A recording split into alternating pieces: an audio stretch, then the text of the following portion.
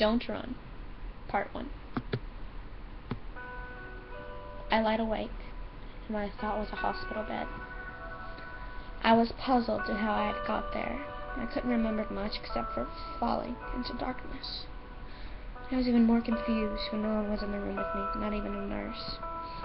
I had a small thought that I had been abandoned, but after a moment of thinking, I realized it was absolutely ridiculous, so I simply got up and walked out the door to the nurse's station. But when I walked out, what I saw gave me chills and a sense of fear. The corridor in the nurse station was very dimly lit. The place had a look as if it had been ransacked by a pack of wild animals or a bunch of crazy people. As I walked down the dim and tattered corridor, I heard a soft, barely audible moan that sounded quite raspy, coming from the cracked door that I had passed. My intuition was telling me I should keep going, but my curiosity, of course, got the best of me. I slowly walked into the room, and I saw in the corner of the room there was some kind of crumpled up heap. I went over to touch it, to see what it was, when a boy in his mid-teens flipped over. He was dead, but on his chest, carved into it, said, "Don't run." My heartbeat drastically picked up. I ran out of the room down the corridor. I ran, not knowing where I was going. I was scared out of my mind. I thought I was going to die. Suddenly, I hit something and fell back onto the floor.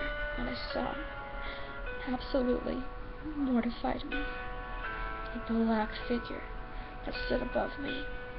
Its eyes were the worst. Its left eye had been popped, hanging from a socket, blood-drenched, running down its face. The other side of it was just a black, bloody, decaying hole. But his fucking mouth, had been ripped apart, so its jaw was ripped out of place. I trembled at the sight of this monster standing before me. As it spoke, I felt myself beginning to die. Its voice was raspy. It was it, but it was so horrible. "You should have listened, young little girl. Such a shame. Disgusting, pitiful little wretch." Before I could blink, I was being dragged down the hallway. I screamed and squirmed, but I could not break myself free. Soon I felt myself being forced stomach down and being strapped to what I believed was a hospital bed. The last thing I could remember before what happened to me, was being my spinal cord ripped from my back. The pain was so unbearable. I screamed in agony.